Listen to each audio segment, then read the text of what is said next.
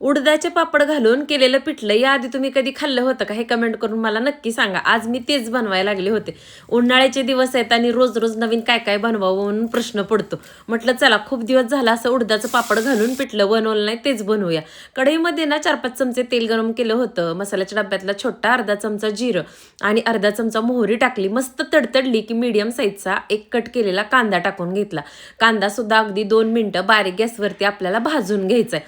त्यानंतर ना याच्यामध्ये आपल्याला चिमूटभर हिंग, कोथिंबीर, खोबरं आणि लसूण याचं वाटण टाकायचे. 7 ते 8 कडीपत्त्याची पानं आणि मुठभर कोथिंबीर. काल बुधवार होता आणि आमच्याकडे ना लाईटच नव्हती. खरं तर मला हे पिठलं ना झणझणीत तशी हिरवी मिरची घालून करायला खूप आवडतं, पण बारीक करायला ना मिक्सर नव्हता आणि उकळीत करू शकत होते, पण हाताचे खूप भडके उठले असते म्हणून काही केलं नाही. त्यानंतर ना चवीपुरती हळद आणि लाल चटणीची पूड टाकली. सगळं मिक्स करून घेतलं आणि 2 उडदाचे पापड घेतले होते. समोर त्याचा बघा असा बारीक चुरा करून ना त्या सगळ्या भाजलेल्या साहित्यामध्ये टाकून घेतलाय. अगदी बारीक गॅसवरती 1 मिनिटं परतून घ्यायचं. पापड पण हे परतत असताना ना पापडाला थोडासा पांढरसर रंग म्हणजे तळल्यासारखा रंग यायला चालू होतो. त्या स्टेजला ना याच्यामध्ये 1 तांब्या कोमट पाणी ओतून घ्यायचं आणि मस्त मिक्स करून घ्यायचं. इतकं अप्रतिम लागतं ना हे पिठलं खाण्यासाठी पापड घातलेलं. पण खरं सांगू का, हे पिठलं आहे ना फक्त गरम गरम खायला चांगलं लागतं. थंड झाल्यानंतर ना एवढी टेस्ट लागत नाही. त्यामुळे जर तुम्ही गरम गरम लगेच खायचं असेल ना तर असं पापड घालून केलेलं पिठलं नक्की ट्राय करा. 1 तांब्या पाणी याच्यामध्ये कोमट टाकून घेतलं.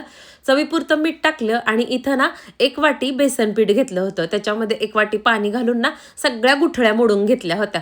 अशा पद्धतीनं पिठलं बनवलं ना पिठल्यात एक सुद्धा गुठळी होत नाही. तुम्ही नक्की ट्राय करा.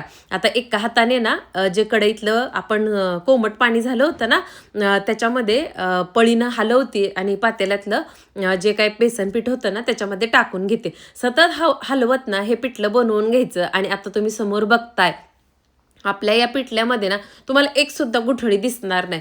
मस्त एकदम पिठलं झालं होतं. लाईट नव्हती, गरम फार होत होतं, पण या गरम पिठल्यानं आणि मस्त खमंग अशा ज्वारीच्या भाकरीनं ते उकाडा कुठं पळून गेला काही समजलंच नाही. नक्की तुम्ही ही रेसिपी ट्राय करा आणि मला कमेंट करून सांगा की तुम्हाला आवडलं का. त्यानंतर घरातली छोटी मोठी सगळी कामं आवरली आणि नेहमीच्या सवयीप्रमाणे ना सगळा स्वयंपाक झाला की जेवणा अगोदर मला ना सगळं घर परत एकदा झाडून घ्यायला खूप आवडतं. म्हणजे ना तिथून पुढं मी एडिटिंगची कामं असू द्या किंवा माझ्या बागेतली कुठलीही छोटी मोठी कामं असू द्या ती करायला निवांत असते. घर एकदा स्वच्छ असलं की अचानक कोणी घरी आलं ना तरी पण आपली पळापळ वगैरे उठत नाही. म्हणून माझं असं असतं की 11:30ला सगळं काम आवरलं की एकदा घर सगळं झाडून झटकून स्वच्छ करून पुसून घ्यायचं. म्हणजे तिथून पुढं आपला वेळ आहे तो बाकीच्या इतर कामासाठी देता येतो.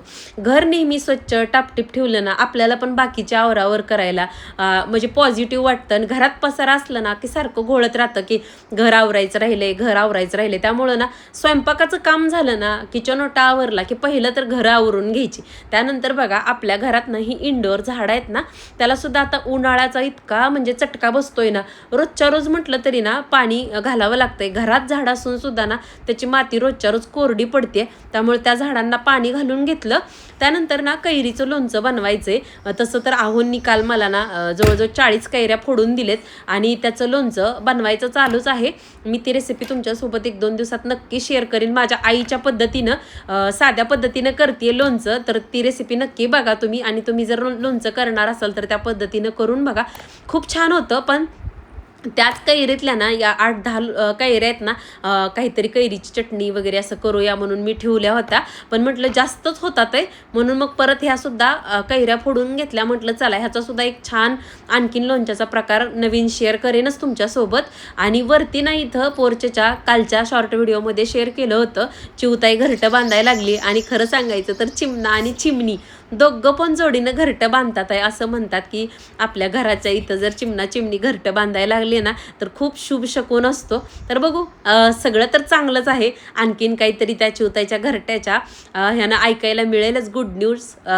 आणि इथं बघा मस्त असं ना एक ड्रेस मागवला होता कॉटनचा. तुम्हाला मी जसं व्हिडिओत बोलले ना काल उन्हाळा आहे आणि ड्रेस घालायला बरं वाटतंय, असं साडीमध्ये नको वाटतंय. आणि गाडीवरती जाताना पण कसं साडीच्या निऱ्या वगैरे अडकतात गावात म्हणजे काही आणायला जायचं असेल तर ड्रेसमध्ये असेल तर बरं वाटतं गावात जाताना ड्रेस घालायला. म्हणूनच हा सुंदर ड्रेस मागवला. तर ह्याच्यामध्ये 3-4 कलर आहेत. एक नेव्ही ब्ल्यू आहे, डार्क रेड वगैरे आहे. तुम्हाला हा ड्रेस पाहिजे असेल ना तर खाली प्रोडक्ट टॅग करून देते, नक्की मागवा. म्हणजे पॅन्ट वगैरे आहे ना ती खूप गळगळीत मोठी आहे ना, किती जरी जाड ताई असतील ना तरी पण पॅन्ट बसेल, उठता बसता अगदी सहज येते. तुम्ही जर हा ड्रेस मागवला ना तर तुम्हाला नक्की लक्षात येईल. आणि कापडसुद्धा खूप छान जाड जूड असं भरीव कापड आहे, थोडंसुद्धा ट्रान्सपरंट नाही. आणि ज्या ताईंना कटचे ड्रेस आवडत नसतील ना तर अगदी मस्त नॉर्मल ए लाईनमध्ये हा कुर्ता आहे, खूप सुंदर आहे. आणि प्रिंट पण बघू शकता तुम्ही, नाजूक आहे. अशा ड्रेसमध्ये ना तब्येतसुद्धा कमी दिसते आणि हाईट वगैरे दिसून येते, त्यामुळे हा ड्रेस खूप सुंदर आहे. त्यानंतर बघा संध्याकाळी डायरेक्ट शूट करायला घेतलं, बेडवरती बेडशीट टाकायला घेतलं होतं. मागच्या वेळेस पण मी तुम्हाला बेडरूममध्ये बेडशीट टाकवताना दाखवलं होतं. हे बेडशीट जरी पाहिजे असेल ना तुम्हाला तर मी प्रोडक्ट टॅग करून देते. म्हणजे जे काही गोष्टी मला चांगल्या भेटलेल्या असतात ना ऑनलाईन त्याच्याच मी तुमच्यासोबत टॅग करत असते प्रोडक्ट. त्यानंतर बेडशीट टाकून झाल्यानंतर एडिटिंगचं थोडं छोटं मोठं काम होतं ते सुद्धा करून घेतलं, म्हणजे थंबनेल वगैरे बनवायचं असतं. आज ना तुमच्यासोबत 2 दिवसाचा मिळून एकत्र व्हिडिओ शेअर करते, कारण कालचा पण बुधवारचा राहिला होता आणि अगोदरचा पण राहिला होता. इथं मी मसुरीच्या डाळीची आमटी बनवायला लागले होते. 4-5 चमचे तेल गरम करून घेतलं होतं, त्याच्यामध्ये लसूण कोथिंबीर टाकून घेतली होती. मीडियम साईजचा एक कांदा सोनेरी रंग येईपर्यंत परतून घेतला होता आणि टमाटर टाकलाय लाल बुंद पिकलेला.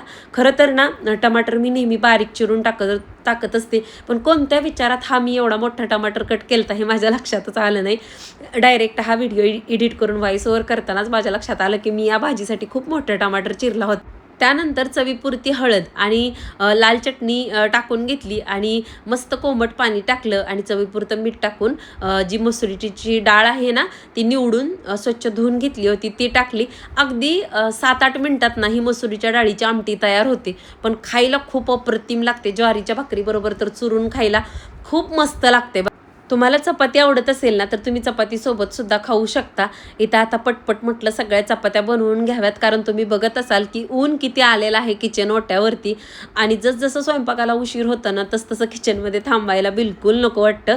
आणि तुम्ही काय आज भाजी बनवली होती हे कमेंट करून मला नक्की सांगायचं आहे बरं का, कारण तुमच्यामुळे नवीन एखादी रेसिपीची आठवण मला झाली तर मीही ती करून बघेन नक्कीच. आणि याच दिवशी ना मी आपल्या परसबागेतली सगळं आवरून ना कांद्याच्या पातीची एक पेंडी आणली होती, ती सुद्धा लावून घेणार आहे. कारण बघा दोन्ही लेकी आहेत ना माझ्या अधूनमधून चायनीज रेसिपी करत असतात. आता मुलांना आवडतात ना, मग मला वाटतं की बाहेर जाऊन खाण्यापेक्षा घरी खाल्लेलं कधी पण चांगलं. आणि मंचुरियम असू द्या, नूडल्स असू द्या, ह्याला ना कांद्याची पात घातली ना तर खूप छान टेस्ट येते वेगळीच. त्यामुळं सोमवारच्या बाजारातून ना ही कांद्याच्या पातीची एक पेंडी आणली होती आणि तीच पेंडी जिथं जिथं झाडांच्या बाजूला थोडी थोडी जागा शिल्लक आहे ना तिथं लावून घेते. म्हटलं एखाद दुसरी पातीची भाजी होईल आणि ज्या वेळेस माझ्या दोन्ही लेकी अशा काहीतरी रेसिपी करतील ना तर त्या दोघींना कांद्याची पात उपयोगाला येईल. म्हणून इथं मस्त कांद्याची पात लावून घेतली. बागेतली सगळे आवरावर झाल्यानंतर लाडू मात्र इथं पाठीमागं सारखा लुडबुड करत असतो, त्याला इतकं काय माहिती हवे असते माहीत नाही. जोपर्यंत मी बागेत आहे ना तोपर्यंत काय तो पाठीमागून माझ्या हालत नाही. आणि इथं कांद्याची पात किंवा छोटी झाडं हालत होती ना त्याला वाटत होतं काहीतरी शिकारच आहे काय, म्हणून तो एवढा लक्ष देऊन बघत होता. आणि बघा सकाळी आज माझं बाहेरचं थोडंसं झाडायचं राहिलं होतं आणि किती सगळा कचरा पडलाय बघा. कैरीच्या कैऱ्यासुद्धा आपल्या मस्त मोठ्या मोठ्या झालेत आणि कैरीच्या बऱ्याच रेसिपी मी तुमच्यासोबत आपल्या चॅनलवरती शेअर केलेत. कैरीची चटणी असू द्या, आता आणखीन 1-2 रेसिपी येतील, खूप छान लागतात ते रेसिपी, पारंपरिक आहेत, तुम्ही नक्की ट्राय करा. इथं काही कुंड्यातली ना पालापाचोळा वाढला होता ना तो काढून घेतला आणि कढीपत्त्यावरती सुद्धा बघा मागच्या वेळेस खूप रोग पडला होता आणि आत्ता एकदम छान फुटलाय.